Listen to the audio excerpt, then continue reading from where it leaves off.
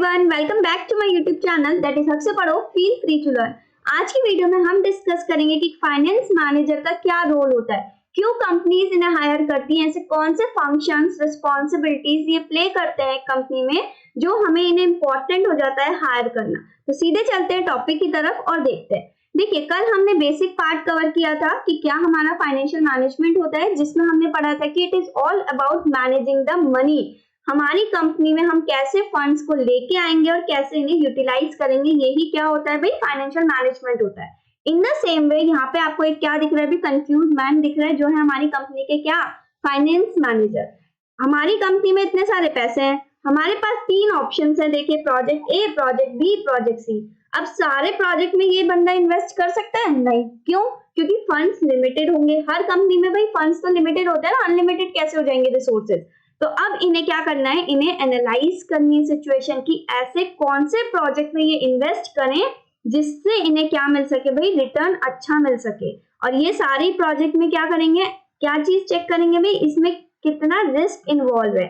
इन projects में अगर मैं इन्वेस्ट करती हूँ या करता हूँ तो मुझे कितना रिस्क हो सकता है और कितना रिटर्न मिलेगा, ये किसका काम है भाई चेक करना, इनका काम है। तो यही एक इम्पॉर्टेंट रोल है जो ये प्ले करते हैं। रिस्क और रिटर्न के बीच का क्या करना है, इन्हें ट्रेड ऑफ बिठाना है भाई, बैलेंस देखना है, चेकआउट करना है इन सच अ वे जिससे कि हमारी कंपनी का क्या हो सके भाई, वैल्यू मैक्सिमाइज हो सके। हमें क्या करना है, शेयर होल्डर की वेल्थ बढ़ानी है और अपनी कंपनी की क्या बढ़ानी है, हमें वैल्यू को इंक्रीज करना है। तो this is the main function that he performs in any company. अब फर्दर मैंने कुछ पार्ट्स यहाँ पे लिखे हुए हैं, देखिए आप इसे फंक्शंस के नाम से भी जान सकते हैं, स्कोप आता है पेपर में, तब भी आप इन्हीं पॉइंट्स को लिखेंगे। तो सबसे पहले क्या रोल प्ले करेंगे, क्या फंक्शन देखेंगे ये भाई, procuring the required amount of funds as and when necessary. इन्हें चेक करना है, इन्हें प्रिक्योर करना है फंड्स को।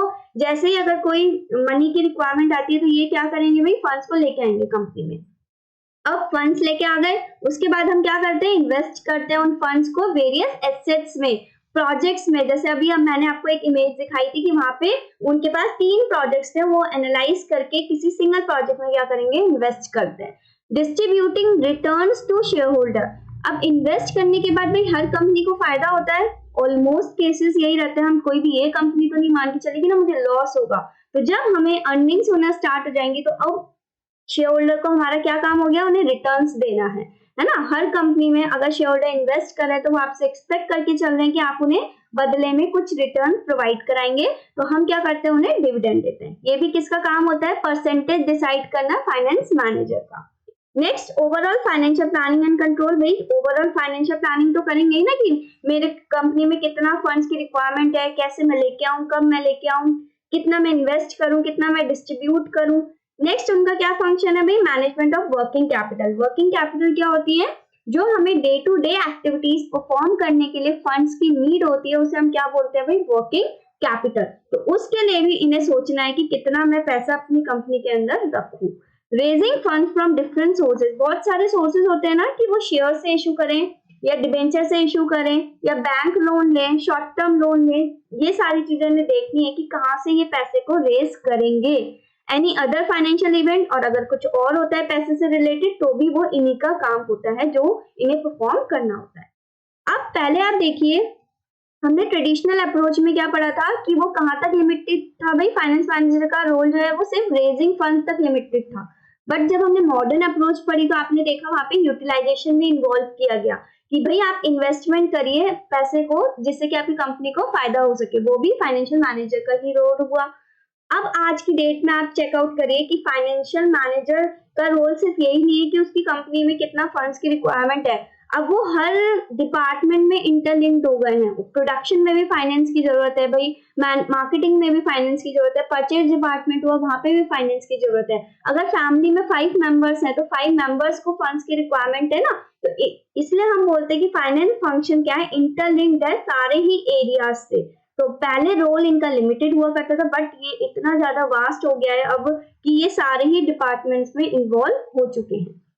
अब इन्हें लॉन्ग टर्म फाइनेंस डिसीजंस भी लेने होते हैं, देखिए कुछ, और कुछ शॉर्ट टर्म फाइनेंस डिसीजन लेने होते हैं। लॉन्ग टर्म फाइनेंस डिसीजन वो होते हैं जो हमारी कंपनी को लॉन्गर पीरियड तक इफेक्ट करते हैं, मोर देन 1 ईयर। ऐसा नहीं है कि मैंने आज डिसीजन लिया तो बस वो कल या परसों तक इफेक्ट करेगा, नो, ये हमारी कंपनी की ओवरऑल वर्किंग पे इफेक्ट करता है मोर देन अ ईयर। 1 साल के बाद भी ऐसे डिसीजन हैं जो इफेक्ट कर सकते हैं।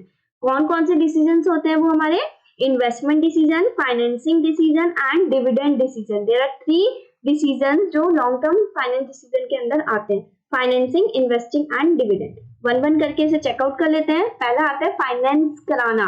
जब आप कार लेने जाते हो सबसे पहले वो पूछता है आपको कार फाइनेंस करानी है या आप खुद से देंगे। फाइनेंस का क्या मतलब है भाई, आपके पास फंड्स नहीं है, आपको लेने हैं, बैंक लोन लेते हैं ना, फिर हम उस केस में in the same way companies में भी फंड्स की शॉर्टेज होती है, इतना बड़ा अमाउंट होता है तो हर कंपनी के पास खुद से तो नहीं होता है, तो वो क्या करते हैं, वो उनके पास ऑप्शंस क्या होते हैं, या तो वो शेयर होल्डर फंड्स के थ्रू पैसा लेके आ सकते हैं अपनी कंपनी में, या फिर बोरोड फंड्स के थ्रू लेके आ सकते हैं। तो कंपनी के फाइनेंस मैनेजर का ये काम है कि कहां से वो पैसा लेके आए जिससे कि उसकी कंपनी की जो एक्टिविटीज है, ऑपरेशंस है, वो रुके ना और इफेक्टिवली वो चीज चलती रहे।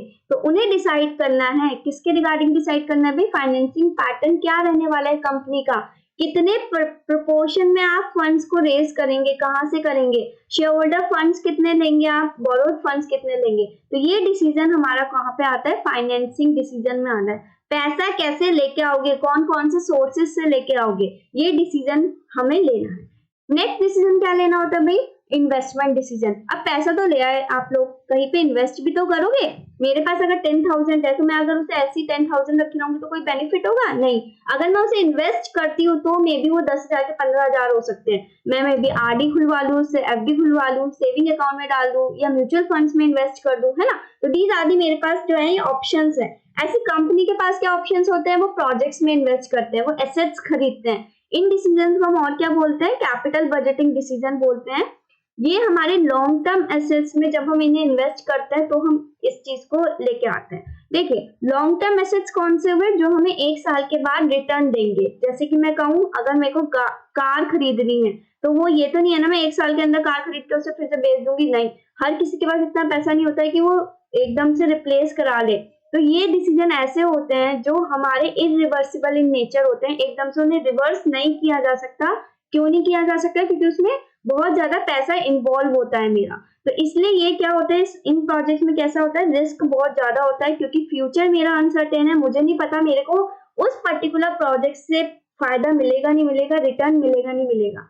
इनको हम रिप्लेसमेंट डिसीजन भी बोलते हैं। क्यों बोलते हैं, क्योंकि कुछ एग्जिस्टिंग एसेट्स होते हैं हमारी कंपनी में, अगर वो अच्छे से परफॉर्म नहीं कर रहे होते तो हम क्या करते हैं, उन्हें रिप्लेस कर देते हैं, करते हैं ना, क्योंकि टेक्नोलॉजी चेंज हो जाती है मे बी। तो उस वजह से इन डिसीजंस को हम रिप्लेसमेंट डिसीजन के नाम से भी जानते हैं।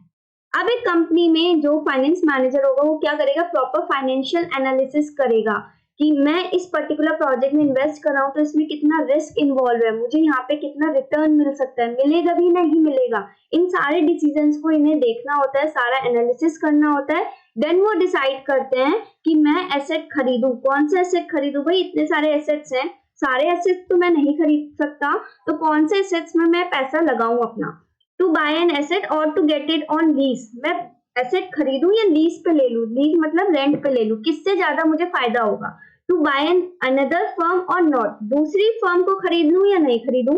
To produce a part of a product और to procure it from any other supplier. अगर मोबाइल फोन है तो आप देखो मोबाइल फोन में कितने सारे पार्ट्स होते हैं, तो वो पार्ट भी मैं अपनी कंपनी में बनाऊं या फिर दूसरे सप्लायर से उसे प्रोक्योर कर लूं, खरीद लूं। तो ये डिसीजन हमको लेने पड़ते हैं किसके अंदर, इन्वेस्टमेंट डिसीजन के अंदर। Now the third one is dividend decision. देखिए आप पैसा ले आए, कंपनी में इन्वेस्ट कर दिया, अब आपको कुछ ना कुछ अर्निंग तो होगी, हम यही मान के चलते हैं ना, लॉस तो कोई भी नहीं सोच के चलता है। अब जब अर्निंग्स हो रही है तो आप खुद सोचो आपको क्या करना पड़ेगा भाई, शेयर होल्डर को देना पड़ेगा रिटर्न, जिन्होंने आपकी कंपनी में पैसा लगाया है, जो ओनर्स है आपकी कंपनी के, तो हम उन्हें क्या देते हैं, डिविडेंड देते हैं। अब क्या आप सारा का सारा डिविडेंड दे देते हो, मतलब जितनी भी अर्निंग हुई क्या सारा का सारा बांट दोगे, नहीं। आप क्या करते हो, कुछ क्या करना पड़ता है, हमको रिटेन करके रखना पड़ता है फॉर दी फ्यूचर पर्पस, क्योंकि फ्यूचर अनसर्टेन है, जरूरी नहीं है कि आगे मुझे पैसा मिल जाएगा।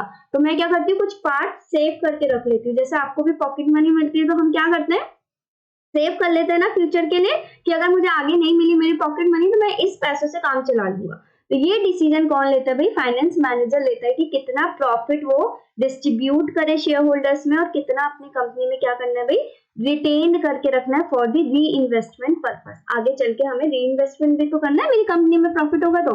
बस यही चीज आज हमें पढ़नी थी। लॉन्ग टर्म फाइनेंस डिसीजन हम पढ़ चुके हैं, एक शॉर्ट टर्म फाइनेंस डिसीजन और बचते हैं। वो कौन से डिसीजन होते हैं जो हमारी कंपनी में एक साल के अंदर अंदर इफेक्ट कर जाएगा। जैसे अगर मुझे इलेक्ट्रिसिटी चार्जेस देने हैं तो भाई मेरी कंपनी में अभी पैसे की नीड होगी नहीं होगी, अभी शॉर्ट टर्म में चाहिए मुझे पैसा, या मुझे कुछ खरीदना है शॉर्ट टर्म में खरीदना है, स्टेशनरी खरीदनी है कंपनी में, तो फिर वो भी शॉर्ट टर्म फाइनेंस डिसीजन हुआ। उन डिसीजन को हम क्या बोलते हैं, वर्किंग कैपिटल डिसीजन के नाम से जानते हैं। A firm require funds for managing current assets। Current assets को मेंटेन करने के लिए भी उन्हें पैसे चाहिए। रॉ मटेरियल मंगाना है तो भाई पैसे चाहिए ना, तो फाइनेंस मैनेजर को ये डिसाइड करना है कि कितना कैश उसे रखना है जिससे कि वो अपने शॉर्ट टर्म डेट्स को पे कर सके। डेट्स मतलब क्या होता है, जो उन्होंने लोन ले रखा है, उधार पे माल ले रखा है, उन्हें भी तो देना पड़ेगा ना शॉर्ट टर्म में, तो ये इनका काम है। तो शॉर्ट टर्म डिसीजंस पढ़े, लॉन्ग टर्म डिसीजंस पढ़े, और बेसिक पार्ट पढ़ा कि रिस्क और रिटर्न के बीच का ट्रेड ऑफ बैलेंस बिठाना होता है किनको, फाइनेंस मैनेजर को। तो ये क्वेश्चन आज आपका होमवर्क में रहेगा, मैं आपसे कल इसको पिन करके पूछेगा, नहीं आएगा तो we will discuss in the next video. मिलती हूँ मैं आपसे नेक्स्ट वीडियो में, तब तक के लिए stay tuned with the channel and keep sharing and liking.